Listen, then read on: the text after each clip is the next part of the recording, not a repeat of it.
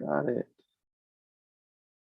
Preparing the live stream, setting up the webinar, doing all sorts of things behind the scenes. Okay. All right. I think we're live. All right. Can I do? I don't have any questions. Somebody ask a question. Panelists cannot ask questions for some reason. All the questions have been answered. Oh, yeah. I can't post a link to the YouTube, but yeah, just go to the merge. There you go. Good job. All right, type answer. There we go. So yeah, if you want to open up the YouTube link, that is the best place to ask questions. Ian will be monitoring the chat there, and then the panelists here will be kind of responsible for the Q&A. So we'll probably hold questions until the end, unless Ian sees something that comes up. But yeah, I think that I know I have a few questions for Ian already, so I'm looking forward to the talk. But let's go ahead and get started. Ian's been a speaker for us and responsible for Longhorn PHP. He's an experienced speaker, internationally renowned speaker. And the talk tonight is going to cover ECS and running PHP in AWS, and how that's different from running PHP, containerized PHP in Kubernetes. I know that talking with our members in the past that we've had some struggles getting it working on Fargate in particular. So I think his insights will be valuable for all of us. So without further ado, Ian, if you're ready, you can take it away, sir. Sure. So, hey there. I'm Ian Littman. I'm CTO at Covey, and I will be sharing my screen in just a second. But yeah, first off, thanks for attending. This is kind of a dry run of the presentation that I'll be giving in just about a week, a little under a week actually at this point, thanks time zones, at PHP UK. Logan was mentioning, oh, well, internationally, whatever. I submitted talks there and they accepted them. So take that for what it's worth. But yeah, that should be a fun time. So with that, I am going to share my screen and hop into the slides one moment. I'm gonna have to, let's see here, do this, hit the thing, the stuff, boom. All right, so, yep, today we are actually not going to really talk about Kubernetes at all, because I have been able to avoid Kubernetes basically entirely. While a previous project a few years ago was using GKE and running some like Laravel app on it, I was not responsible for building that out. And when we decided to do this whole Covey thing, of which I am the CTO, and these days it kind of means something. Well, I was responsible for deciding the tech stack. Now, if you want, you can follow along with these slides by going to ian.im/ECS merge 0222. I have a few less links in my slides this time than I usually do. So rather than looking at the slides, you may just want to follow along as I bounce madly between my slides and the AWS console. So with that, let's jump right in. So the reason why I know much of anything about ECS, or at least enough to actually talk about it, is that, as I mentioned, we had to build an infrastructure for Covey, which is, if you've ever used Plaid, which if you've linked a bank account with Venmo, you have probably, we're kind of doing the same thing for insurance. And that requires some infrastructure sitting somewhere. And having done a fair amount with AWS, I decided that we were going to continue using AWS. And having done a fair amount with containers, I said, well, we're going to continue using containers. And having done a tiny bit, of exposure to GKE, I determined we are not going to use Kubernetes, because I don't want to be spending a whole bunch of time wrangling Kubernetes when I could be spending that time actually building our product. So with that in mind, AWS, Docker Compose, containerized everything. Like we can basically run our environment locally without really any reduction in fidelity. It's like, okay, well, how do we do that in a cloud environment where I want to manage as little as possible server-wise, because not only does that take me less time, but that provides less surface for kind of compliance audits and that sort of thing, because it's all like, yeah, I can't even log into the servers. They are just there. So whatever I ran container image wise is what's deployed, and kind of that's the end of it, which means that in terms of auditing stuff, it's a little bit easier. And since we're working on getting SOC 2 certified, it's pretty important to minimize the number of knobs and pulleys that are in production accessing customer data. So, and also on top of that, if we are going to use Kubernetes in AWS, then EKS actually costs money, and ECS, you just pay for the resources that you actually use. So we wound up going with ECS plus Fargate for the actual running servers. Now, we may actually add in EC2 instances at some point. Haven't done that yet, just kind of a matter of prioritizing things. So with that, this presentation is going to go from absolute zero through the AWS console, describing kind of tips, tricks, and gotchas along the way to getting us a real PHP app. Well, barely a PHP app, but it counts. I am actually using the PHP runtime in a container to say hello world or what have you. So with that, let's look at the super simple way of getting stuff set up in ECS. There are 9 things there. We'll work through these. Now, this is starting from literally scratch. Well, scratch except for making sure that you have the AWS CLI locally and an AWS account, and as we'll see in a second, a domain name with DNS pointed, because I wasn't about to start this presentation and hope that DNS propagation was actually going to work correctly. It worked earlier today, but better safe than sorry. So we have these 9 steps. Some of them are longer than others, and I will go through like, hey, why is he doing this? Why isn't he using the new console? Why is he doing this? We'll explain what's going on at each of these steps. Again, some in more detail than others, to get us all the way to an application running in ECS on Fargate with PHP stuff, with HTTPS, with the load balancer serving web requests.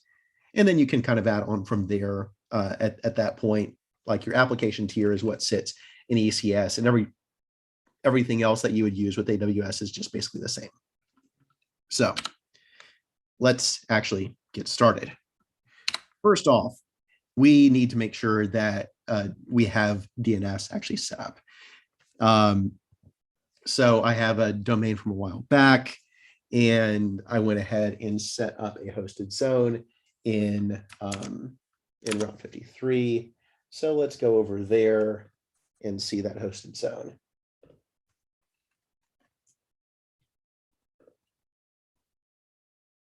So we got this nice cloudyhills.com hosted zone here. I'm using name.com, but it doesn't really matter. through the NS records in there. And as we'll see later, I actually did a CNAME there to verify DNS for an SSL cert.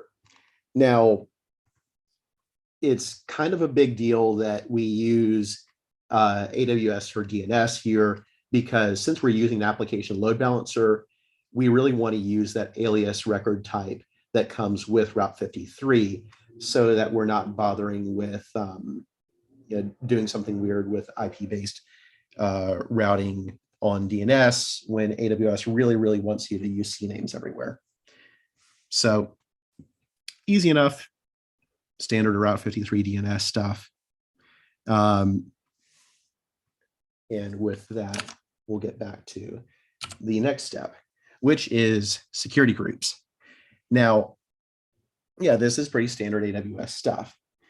What we're going to do here is we'll start with one security group, the load balancer, kind of outbound to the web, ports 80 and 443. And then we'll deal with the other load balancer back to the application later, because there's actually, that's kind of part of the wizard of building out an ECS service. Gotchas here, if you've played with security groups, you know this, but we have to create one role for IPv4 and one for v6 if we want support for both of those. So we'll go back here and start doing that.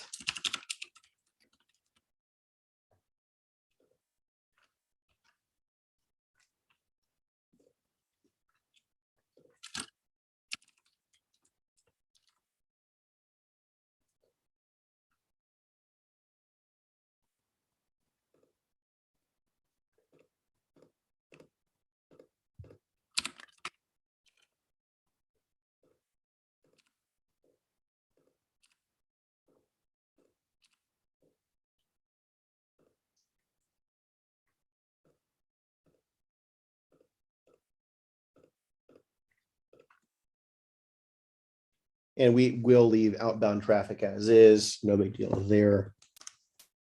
And let's fill it in.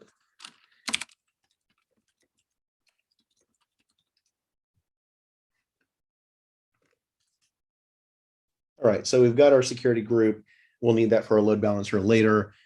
At this point, we can continue on to the next step, because again, that second security group of load balancer back to application, which again, we want to make sure that this thing is secure and that we're not letting insecure HTTP traffic all the way to the application, because we will be serving it on port 80. We will handle that little bit later on. So next step is where we actually start getting into containers. So AWS has kind of its equivalent of Docker Hub or GitHub Package Repository or GCR or called Elastic Container Registry. So the easiest way, while we can set things up to pull from an external registry to access our Docker images, even within ECS, it's easier to just pull them from within AWS, and we get some things like container image scanning available on demand and on push that are kind of handy. So what we'll do is we'll add the actual repository. The registry for these containers is already kind of set up by AWS. You just add repo.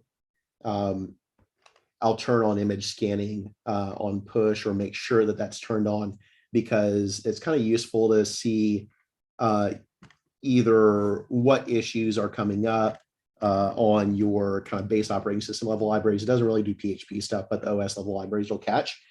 Or there's actually one false positive that I'll point out in a minute. Once we have that registry and the repo set up, then we can push to it. And while the commands are a bunch of copy pasting and stuff, it's not actually terribly difficult, because AWS does walk you through this.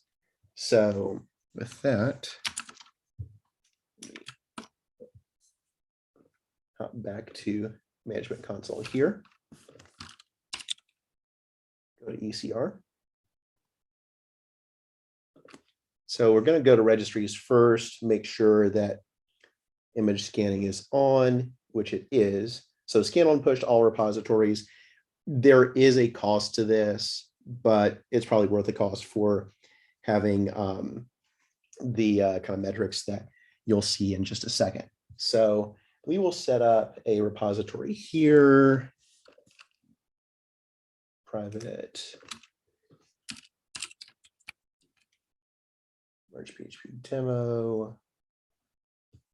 Scan on push. So what's interesting here is like this is deprecated in an old, and Amazon wants you to set this stuff up at the registry level. So we're going to keep that as is and let the higher level override it. So we hit the go button there. And then we can hop in here and it'll actually guide us through the process of pushing something here. So the first thing that we're going to do here is grab this login command. Now, this pipes a kind of temporary token into the Docker login command so that you're authenticated to the AWS container registry as you. So we'll hop over to terminal here and copy paste that in. All right. So far, so good. And the next thing will be to make sure that my application is built out, which pretty trivial. Got a nice little inline thing there going on. So we've built the container.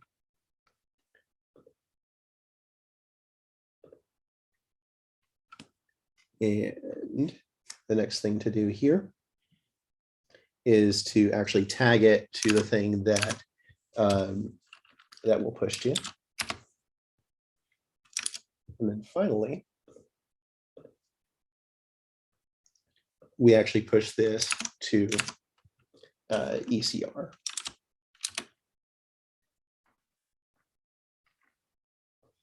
Yeah, this is the PHP image CLI with Alpine, and that's still, you know, that many megs.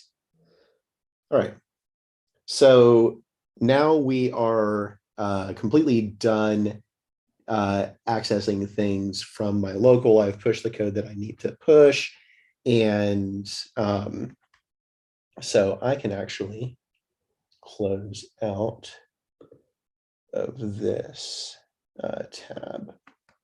So I will do that now.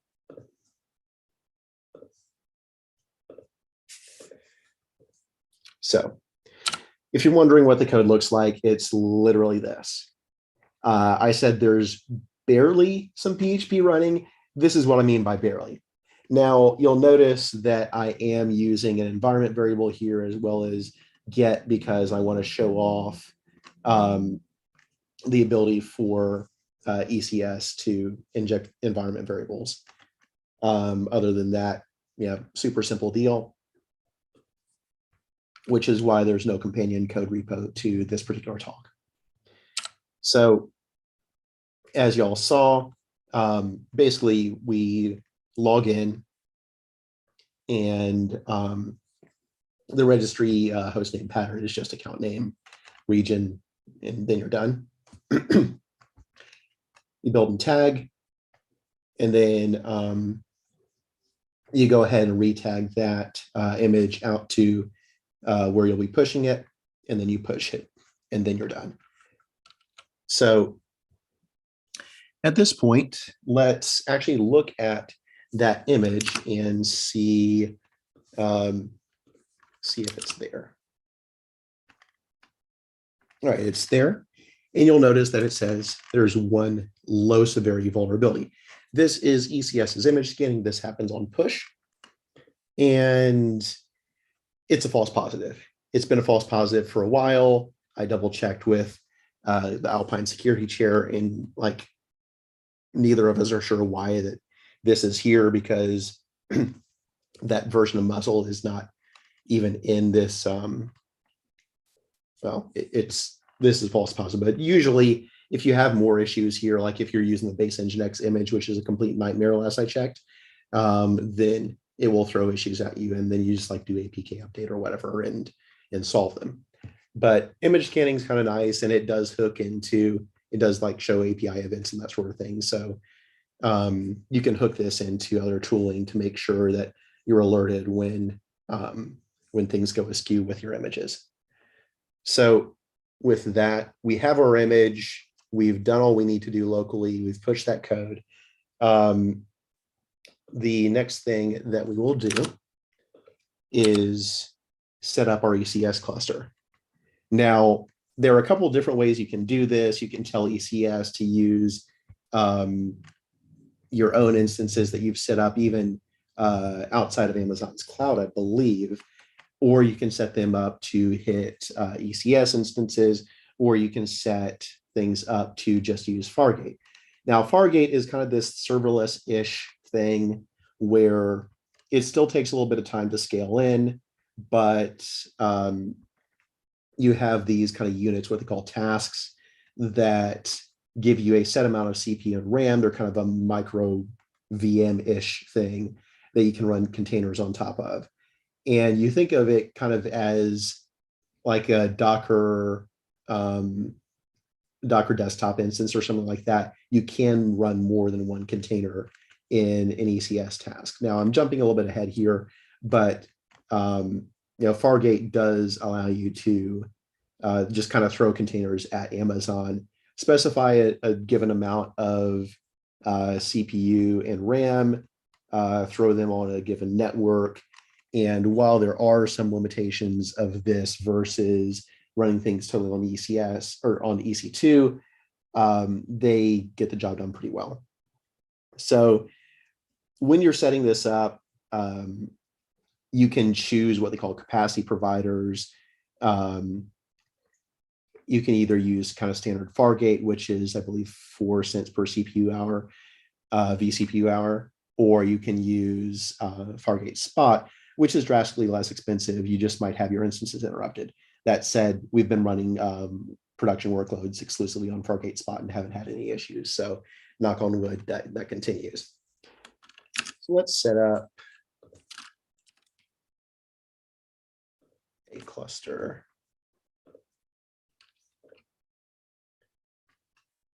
Networking only. And we are using the older ECS console here because the newer one, I played around with it earlier today, and it had random failures that did not explain themselves. And so like, we're not doing that.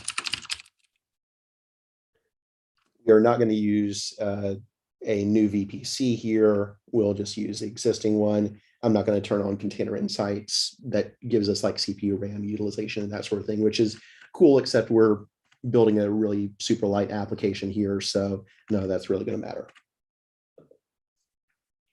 So that took a lot longer to explain than actually to do. And now we have our cluster.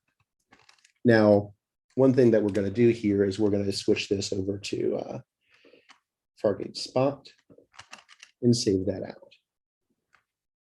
So now things should just kind of launch on Fargate Spot and save us a little bit of money there. So with that, our next step here is kind of the hard part, an ECS task definition. Now, ECS task definitions are immutable. If you want to tweak how a container runs, including switching around environment variables if they're hard-coded, then you will need to add another revision of a task definition. Now, if you're tagging something against like a latest, like we did here, rather than commit hashes, you can get away with redeploying to the same ECS task definition without, while changing your code underneath. But if you are tagging, images as like with a commit hash or something like that, then you will need to create a new ECS task definition every single time that you change that image tag. So if you're pointing and clicking around the console, then yeah, there are cases where you're going to optimize for ease of use and not doing a whole ton of clicks. Whereas if you're doing infrastructure as code, then it's not as big of a deal. So as noted here, there are a bunch of options that you will skip over in that task definition because you are using Fargate rather than EC2 instances. In the new console, those are kind of cleaned up where it's not giving you a whole bunch of irrelevant options. The issue is that I was running into, particularly on building out services, cases where stuff would just fail and it wouldn't explain why.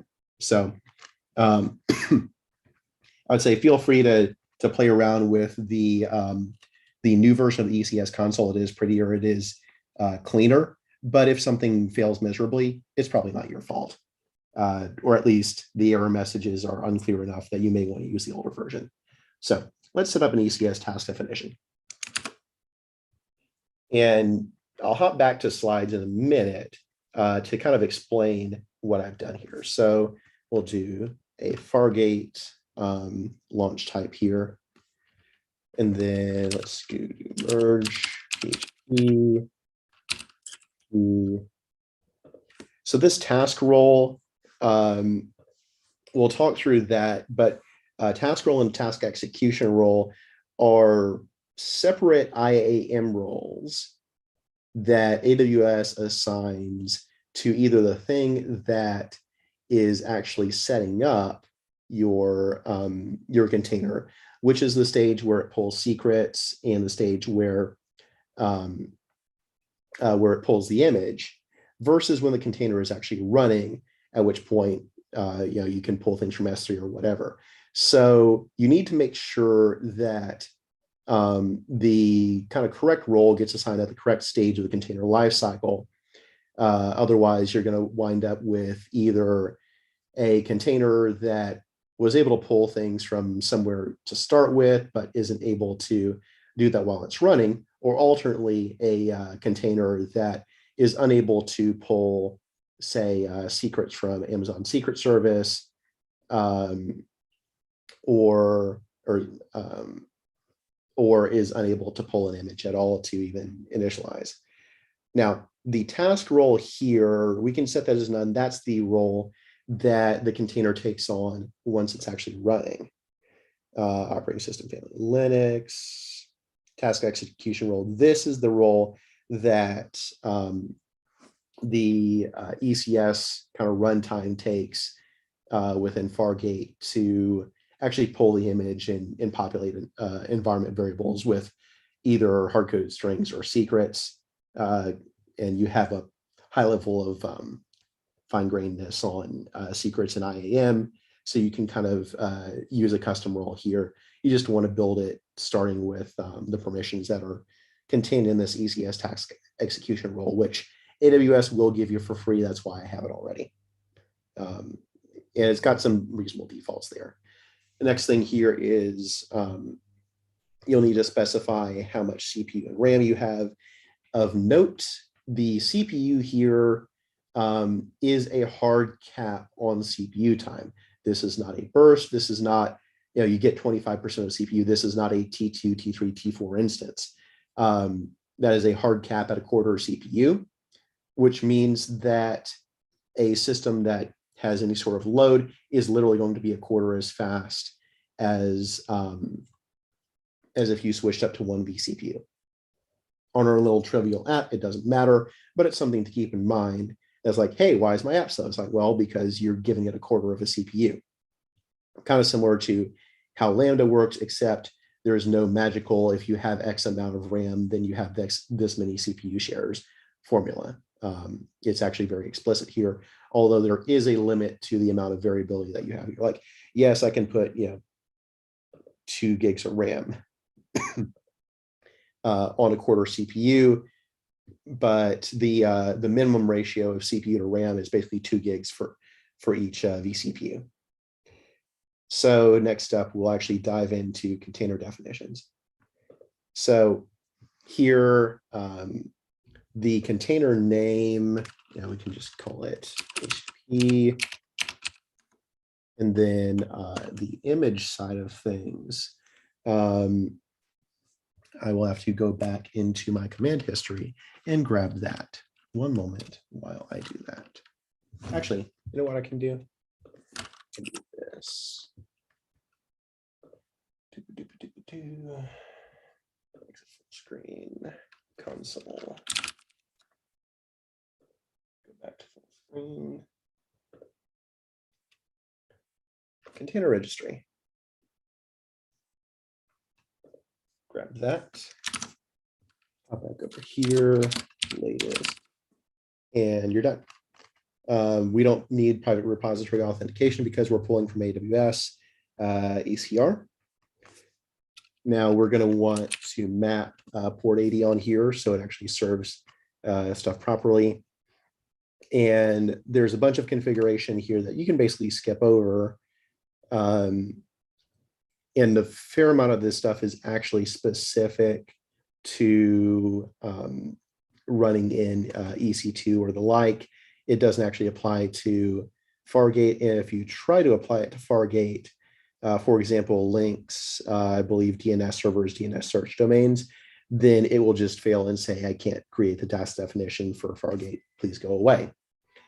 You can have this read-only root file system, which is kind of handy for security purposes. And one thing that I forgot to do here is set environment variables. So what we'll do here is we'll set up environment variable called 2. Set that to MergePHP because we have them in our application. Note that these environment variables are set when the container starts. You can't change these, or you can't change the secrets underlying them and expect those to auto update. You will have to redeploy the container in order for, or have the container scale in order for that to happen. Now this value versus value from here, value from allows you to pull in a secret from like Amazon Secret Manager. Value is if you just hard code a string right there. Again, if you hard code it with value, you will have to build another revision of this. If you change anything, there is also a way to pull things in from S3 if you want to pull in an entire environment file there. So, and you can kind of mix and match those. So with that, we can skip over a whole bunch of stuff here, hit the go button, and that gives us a container definition there.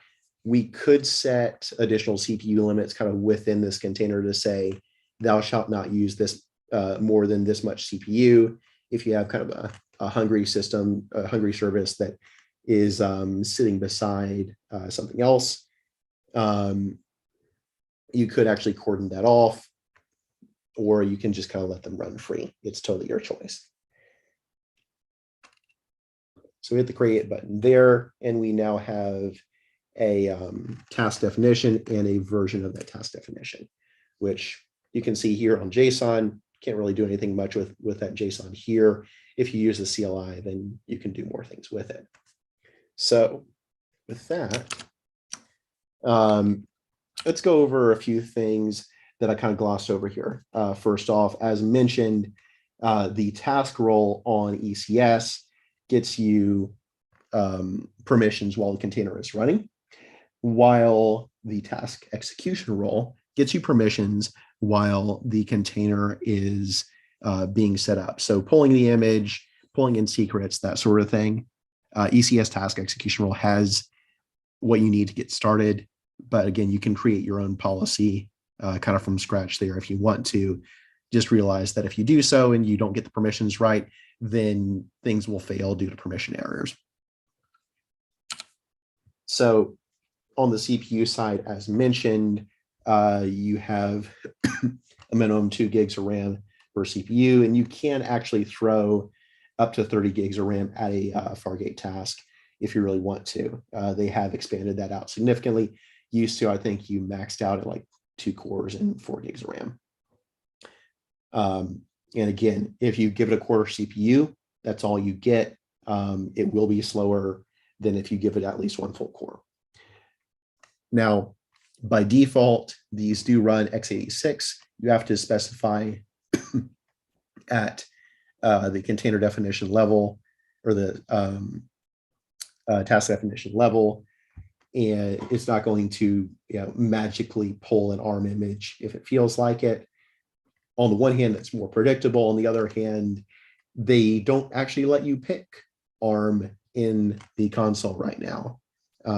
So you have to go through the API to do that.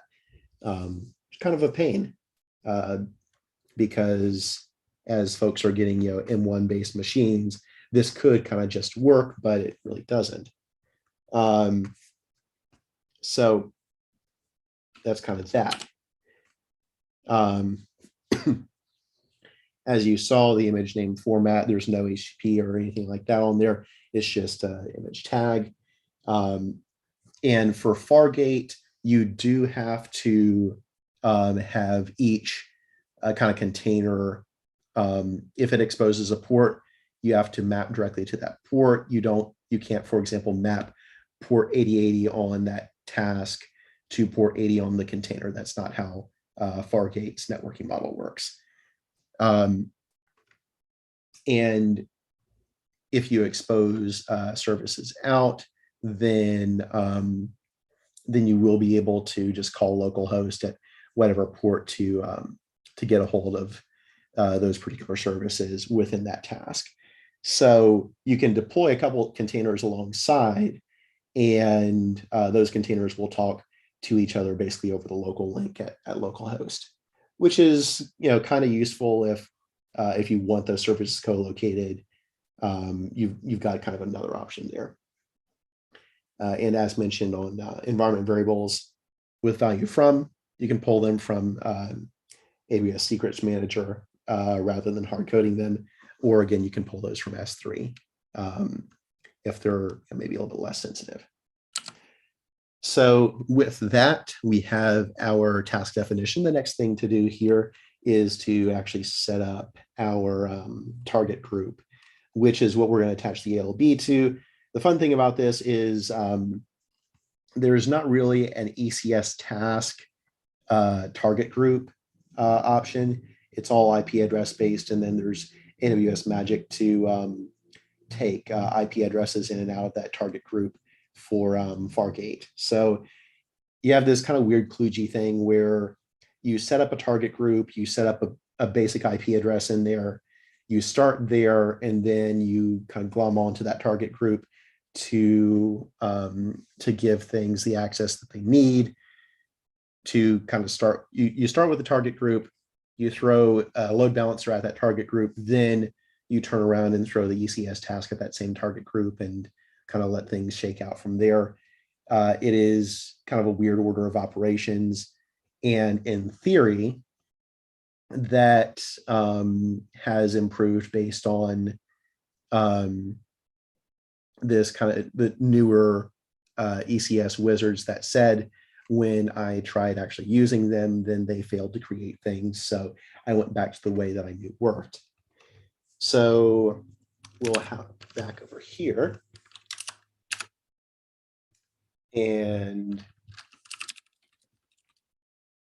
go to target groups and create one. IP addresses. And let's do this.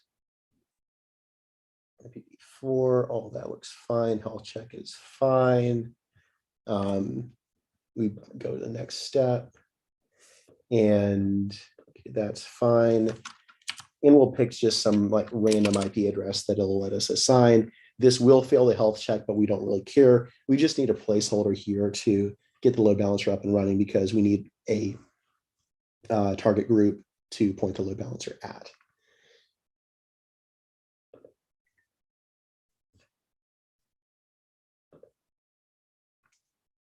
So at this point, we have this that's going to start failing and continue to fail, but we don't really care. Just make sure that you have an unused IP address there if you're pointing it at something that you use, you may get unexpected behavior of having things rotate through. It was like, that's not at all the service that I wanted to hit. So we have our target group. Next thing up is building our load balancer out. Now, I've set up a cert ahead of time. That certificate does take a couple minutes to provision, and I didn't want to spend the time to do that during this talk. So, and this load balancer is just going to forward to that particular target group that we just set up. And we'll go ahead and be nice and set up a HTTP to HTTPS redirect. And this is, again, pretty standard AWS stuff, nothing specific to ECS other than the weird target group shenanigans.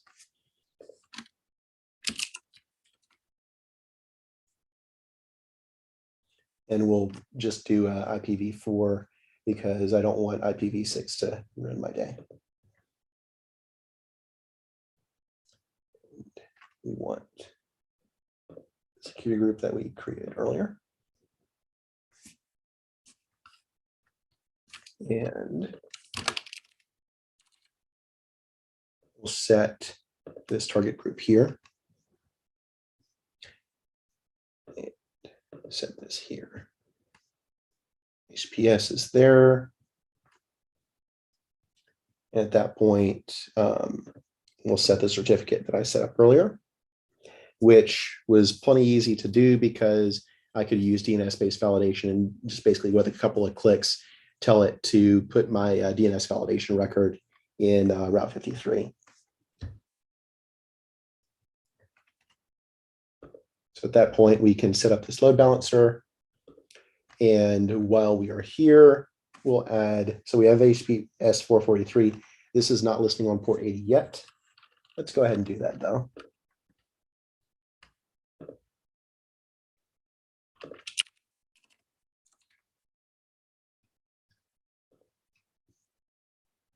All right, now we have a listener here that forwards. We have a listener here that, or listener here that redirects, listener here that forwards.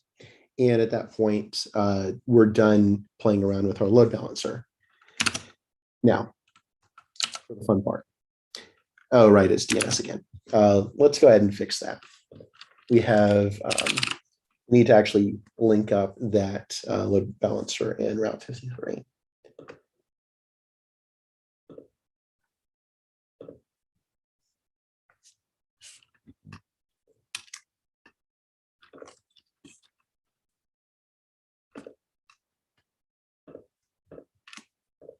To alias it so that we're not taking a kind of CNAME redirect penalty.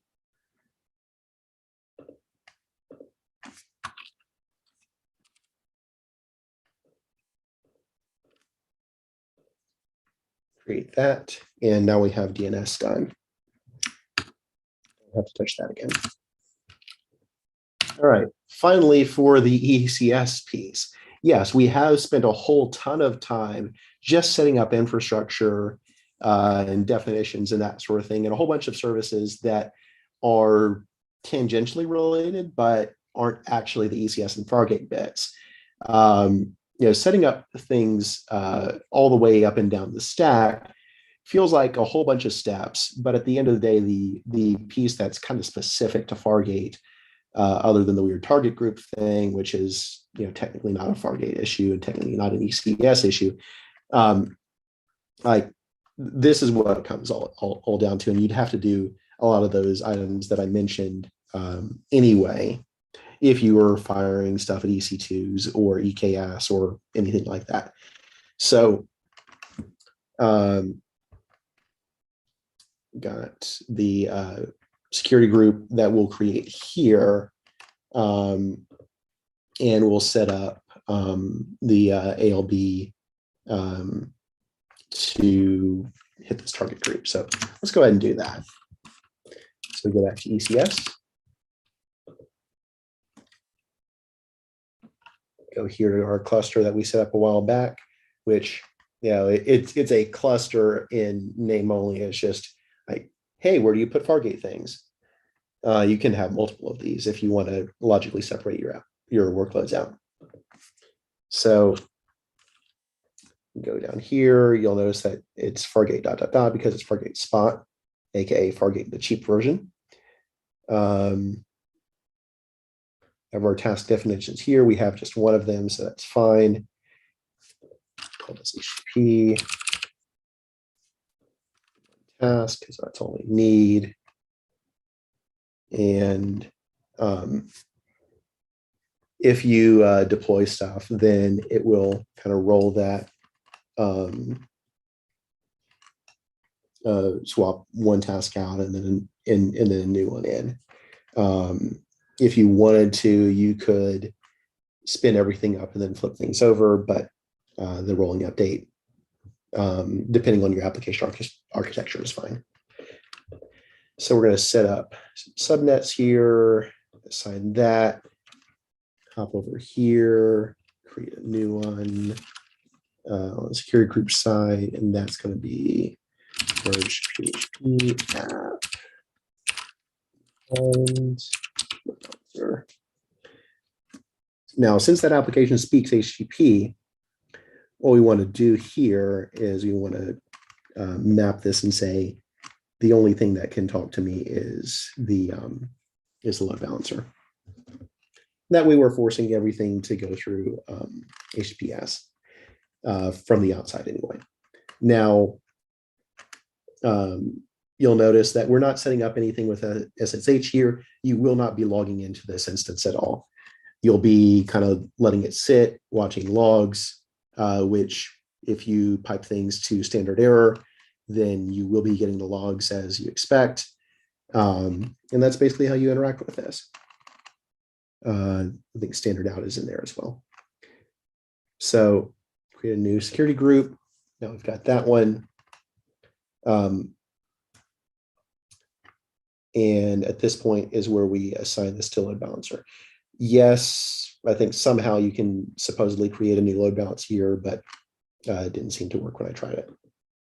So at this point, we are kind of setting up configuration. Okay, we're going to do HTTPS here. Target group is this one. And this will start throwing our Fargate instance IP addresses into that target group. So if you wanted to auto scale this based on CPU load, you can do that here. Minimum, maximum CPU utilization, kind of your standard utilization metrics there. And in our case, in production, it's based on CPU. But we won't do auto scaling now because there's kind of no point. All right. Now, if I've set this up properly, then this service will come up shortly with an actual, so we've got a task here, and that's provisioning. And because this was a pretty tiny task, this should provision pretty quickly. While it's doing that, one thing that I will show, given that we have a little bit of extra time, is that if you need scheduled tasks, you can have ECS manage those as well. Have that kind of as a initial command. They will run the container, run that command, or just the default command on the container, and then shut down and then throw logs into CloudWatch. You don't really have to do anything there. And that is built into ECS with this kind of cron structure, which this like question mark there is kind of weird, but they do explain it at this link of what's going on there. I'm not an absolute cron wizard, but I think they had some additional extensions to the cron format. You can also run this on a kind of interval-based schedule if you don't want to use the cron syntax, but I am not quite sure why you would do that because the cron syntax is a lot more standard. Also, one thing to note, took me a little bit too long to figure this out. If you have multiple arguments, a command, you don't put them in brackets, you don't put them in quotes, you just put commas between them. So the amount of time that it took to say that, we have a task that is now running. If we hop inside here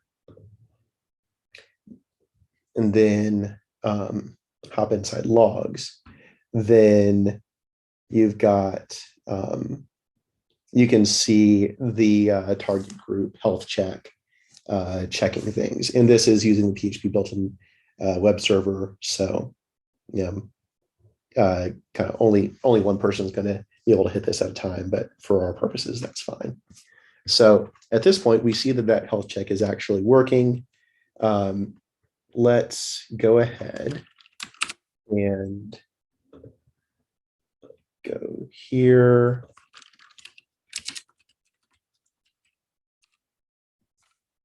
Here. And let's go there. Go full screen. And you'll notice that if you remember back to the code, this would be hello world, but because I injected that environment variable, then that override actually happened. And of course,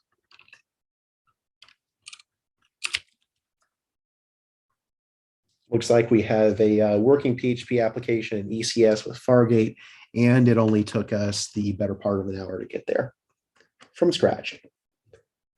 Now, with that said, if we hop over to clusters, merge, scheduled tasks, here's the scheduled task that I was mentioning. I can create a task here.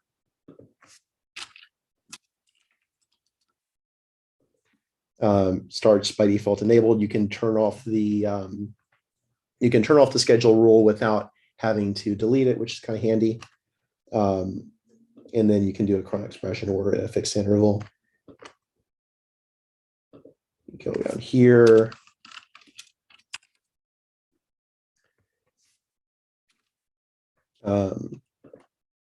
Tell it to run on Fargate. I have no clue why it's saying that you can do that on EC2.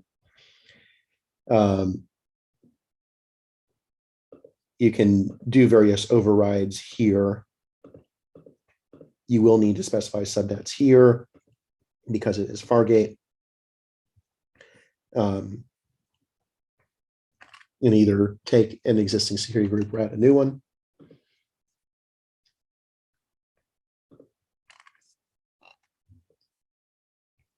And then you can go into the container itself and override the command. Again, comma based, and you can override environment variables here as well. Although the environment variables, interestingly enough, cannot appear to be at least, or appears not to be able to use value from here. Although you can override via pulling things from S3 if that's more your cup of tea. So that scheduled task, it is handy, and that is how we use, that's what we use for scheduled jobs. Now, if you're doing something like Laravel cron or something like that, where it's every minute, then you just kind of want a long running service that does that thing. But that's kind of a different use case. This is for kind of a one and done sort of cron. The reason I say you don't want to use this for Laravel stuff or similar is there is an overhead, as you saw, to starting up one of these Fargate containers. You really don't want to be doing that every minute. You'll wind up 30 seconds or 45 seconds or a minute through your minute, and you're kind of back where you started. That's like not terribly reliable. So with all of that in mind, there are a number of things that I did not cover in this presentation, but they work kind of the same as you would in any other AWS application. You want to use Redis, Aurora, etc. They work the exact same way as you would with EC2 instances. Nothing special there, or for that matter, Lambda inside of VPC. Everything works as expected. IAM roles, I kind of dwelled on that a bit when we were setting up the task definition.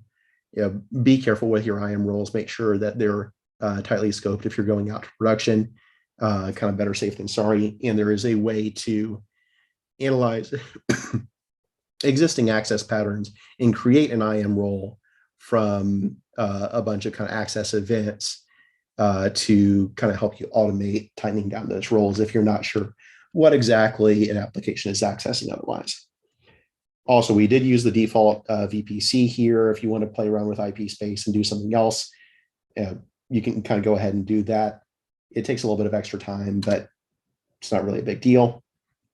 Also, there's this lovely thing called guard duty that analyzes CloudTrail events, logs, etc. Look into that. Good thing to turn on if you care much on the security side. Just keep in mind that there is a cost to those analyses. So you'll want to make sure that you read the pricing sheet before you do anything. Finally, we just got all the way through here by clicking through the console. If you want to kind of automate this, then you're going to use CloudFormation or Terraform to make all these API calls. And that'll also unlock additional functionality like being able to spec, hey, I want ARM CPUs for this task definition, which again, there's literally no way to do it through the console. With that, I will open it up for questions. I do see a couple of questions in YouTube. I did kind of bulldoze through this, so I will take a look at those now. Answer those. It looks like it's just okay. It's just kind of random chat stuff. Fair enough. So with that, yeah, I'll definitely open it up for questions. Logan, I believe you had a few, and and if y'all want to throw things in either YouTube or in the Q&A function, I am looking at both of those. So whichever suits your fancy. Awesome. Thanks, Ian, for the talk. That was really interesting, and been wanting to try out the ECS stuff that they've added on recently. It seems like it's gotten a lot easier in the last couple of years. And then I'm like, oh, I should do something with that. So this is pretty cool. I think it would be helpful for people that may not be familiar with Fargate.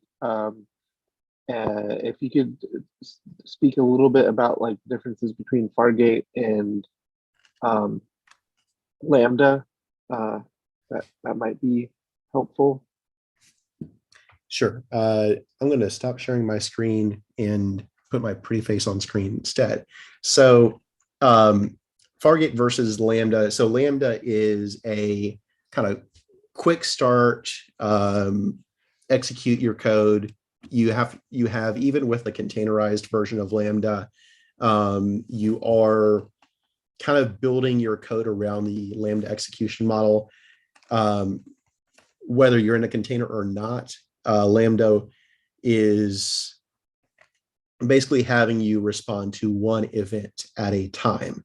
Now, it can scale up and down that infrastructure very quickly, tens of milliseconds or maybe 100 milliseconds for like JavaScript or kind of non-custom runtime sort of stuff.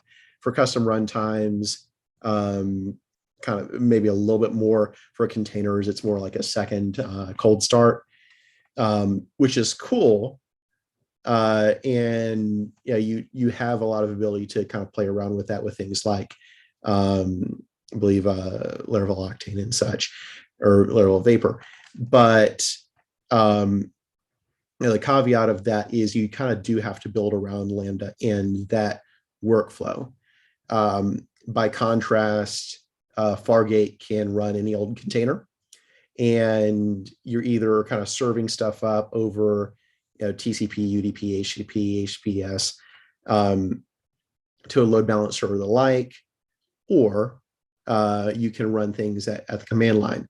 But if you have a Docker container, that serves things over HTTP or just runs a command, there's really nothing you have to do special to make it work within Fargate. Now, the caveat to that is that Fargate takes significantly longer to start up and run versus a Lambda function. So you don't have quite the level of ability to respond to peaks and valleys in load within a fraction of a second, nor do you have the ability to scale down to 0 when nobody's using your system. So those are things kind of to keep to keep in mind. Fargate does work a bit more like a VM. You just don't have to manage the virtual machine on your own. AWS does that for you. Cool. So, yeah, so I think you're saying that like Fargate's more like focused on containers, whereas like Lambdas are kind of its own thing. You can run containers on Lambda now. Oh, you can. Huh. Oh, yes. Yeah, the Lambda, you can throw them a Docker container and it'll run it. That is kind of a little bit less standard of a way of doing things, since historically you handed them kind of a zip of your code, or potentially with Lambda layers, you kind of built a custom runtime to respond to the Lambda API. So you've got a little bit more ability to do things flexibly on Lambda. The gap has closed between Lambda and more kind of traditional ways of running your code. But at the end of the day, it's still Lambda. It's still very event-based. And Lambda, you do one thing at a time. You respond to one event at a time. Whereas in Fargate's case, you can throw, however many concurrent web requests at the thing, and it'll respond to them just as if it were a normal machine. Cool.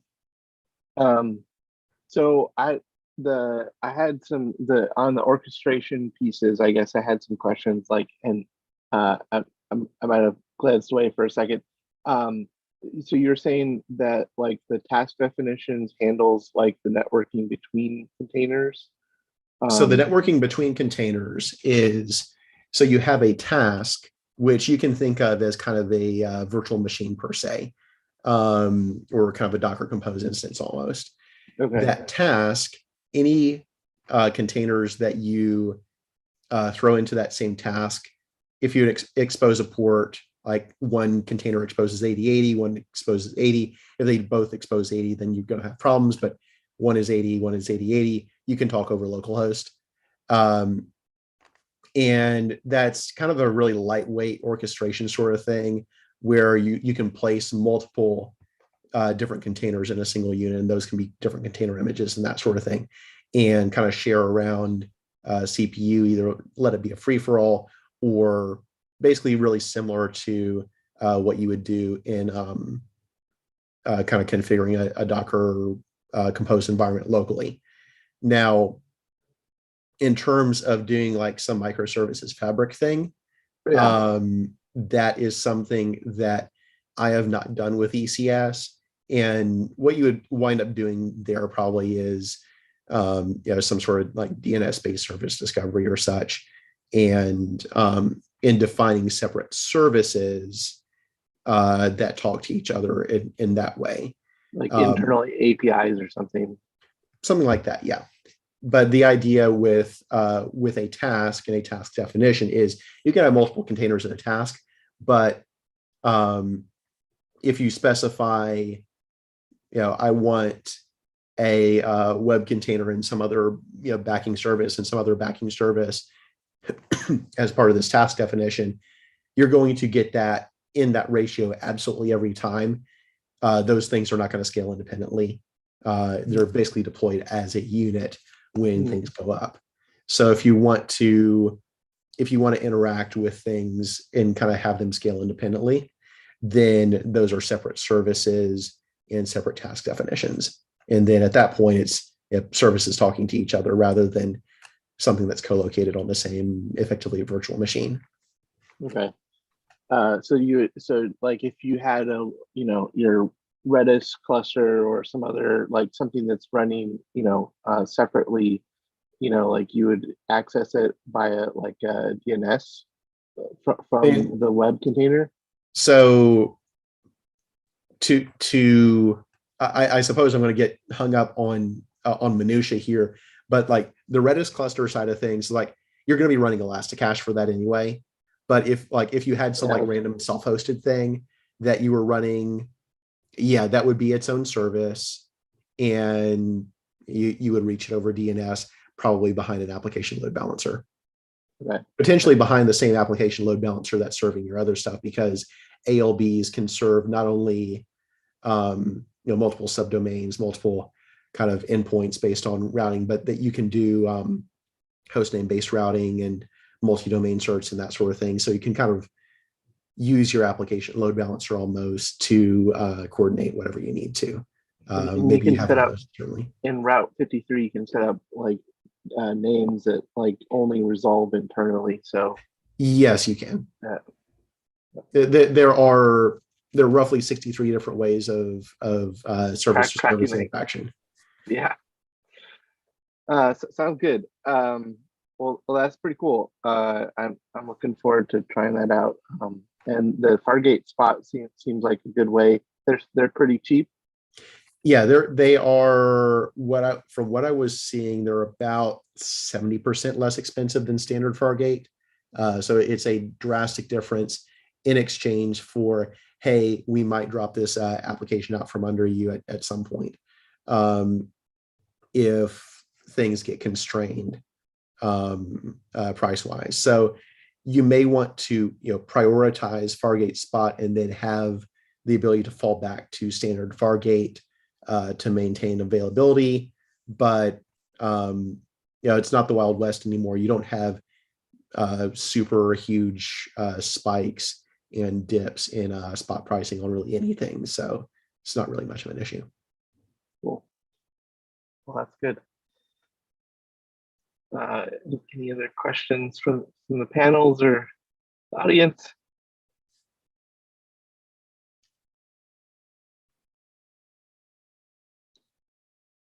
Anybody else using ECS Fargate or ECS regular stuff?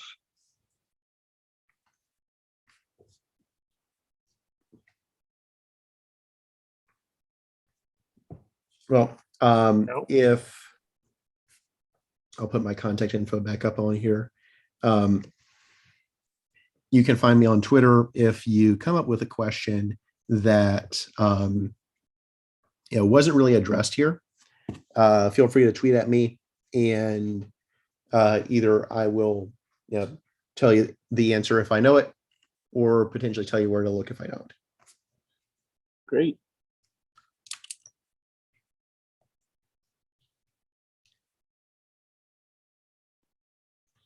Well, I saw Eric joined us. Hi, Eric. How's it going? Hi, friends. Things are going great. Good. How I saw Kansas City didn't make it to the Super Bowl, but It was a sad time, but I think we'll survive. Like I think somebody told me about it, and I'm like, oh, that's happening. It was a pretty shocking loss, though. It was. Made up for the pretty shocking win the week before. I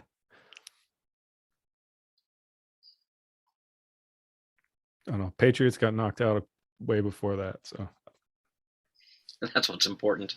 yeah, that's all I care about. Yep.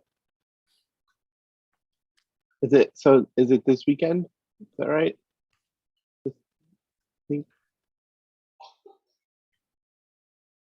I thought it was like normally earlier in February, but I don't know. So it normally is, but I think they added another game or something. So it's a week later this time. Got it. Do they have something to do with COVID, or did they just add a week? I don't know. Good question.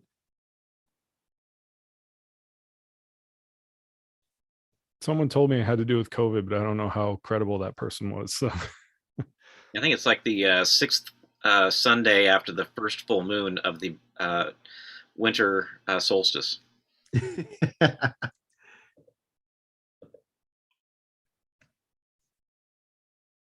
but it's Year of the Tiger. I think they change it up. That would be it. Wait, is it Cincinnati, right? And are there Tigers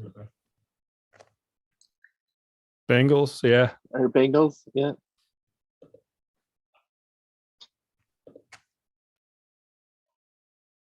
Yep. Well, I definitely want some more infrastructure talks. I'll have to get to working on some. I love the. I think Ian, you did a good job of swapping back and forth, and I was a little bit worried that like right at the very end, like the demo, like oh, it's not going to resolve or something. It's always you roll the dice a bit, like when you have all that many like things to configure on the fly. Yep. Yeah. In that case, is like I tested through the entire workflow on that earlier this afternoon. I'm like, okay, I'm assuming my internet doesn't go out or US East 2 blows up, which is not US East 1, so it's fine. Like, assuming those two things don't happen, then I'm good. I just need to make sure to point and click properly or explain what I did wrong on the fly. Yeah. But yeah, it's helpful that we literally like a slightly more complex version of the infrastructure that I just showed you is what we're running on in production at my day job. And I was the one who set that up. And so it's like, this is, I know that this is reasonably reliable and, for what it does. But that's also why I was like, I'm going to preload the DNS in here, because if I don't get the name server set up, like that's the iffiest part, because trying to edit Etsy hosts to point to an AWS application load balancer, you're going to have a bad time. Yeah, that was smart getting that set up. But yeah, I mean, I guess this is a nice thing about doing this all virtually is like, we can do kind of like the live demo deployment to AWS things a lot easier. Whereas the fun part of that is I will be doing this live in front of an audience in person in a week. So I'm going to be testing fate there. Whatever sacrifice you made to the demo gods today, you should make sure you do it again next week. Or, since this was on YouTube, just hit play. There you go. That'll be the time YouTube goes down, though. Yeah. Speaking of YouTube stuff, because this in a pretty similar form will be showing up at a conference that people are paying for it and then eventually put on YouTube. Logan, if once we close this out, if you don't mind unlisting the video until I tell you otherwise. Okay, sure. Thanks. Yep. We've often embargoed ours as well. We'll keep it, we won't post it ours until you want to go ahead. So yep. That's happened a few other times. No problem. Yep. Once I get the thumbs up from the organizers at PHP UK, then I'll post in our Slack channel, and y'all can go from there. But I will keep I might it have as to make it. Oh, sorry. Go ahead. I'll keep it embargoed for as short as I possibly can, because they did say that they will be putting theirs up on YouTube, so it shouldn't be a big deal. So how does YouTube work again? Unlisted means like if you have the link, then you can watch it. If you have the link, then you can get at it. And you're okay with that? Yeah, I'm okay with that, because it's fine. Because like we tweeted it and I posted the link in Slack, or Yeah. Okay. It's for those particular places. It's fine. I just don't. It doesn't make a whole lot of sense to broadcast it far and wide. Okay. Sounds good. And hopefully, the next version of this talk is going to be better. I may run through it enough that I feel like I can add like App Runner or something else in there as like, hey, you could also do it this way. Although I'm pretty close to at time on it, so maybe not. So the next version of this should be smoother and worth seeing in its own right. I don't know how big the conference screen is going to be, but you might test it kind of like with assuming that if you might have to zoom in a bit, Yep. Yeah, I'm going to do a tech check on site. Like I'm going to be getting there early enough that I can do a tech check. So it's like if something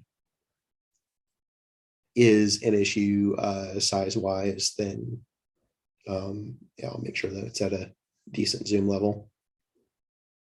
Cool. So where's the conference going to be in the UK? London. Ah, nice. So I'm flying out Sunday actually, and the conference is Wednesday, Thursday, Friday, tutorial day conference. So I've got enough time to get unjet lagged. That'll be a fun week. Yeah. Go eat Indian food while you're there. I mean, I can go like a mile here and do the same thing. They have really good Indian food in London. Fair enough. All right. All right. Anything else, y'all, before I hop off? No, I think we're good. Anyone else? I want to say thanks a lot, Ian. Appreciate your time and great presentation.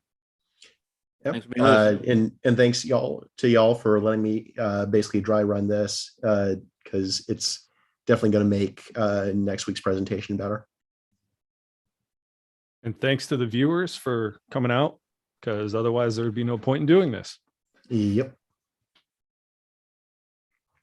Thanks to viewers like you. Well, nice seeing all your faces again, and looking forward to next month.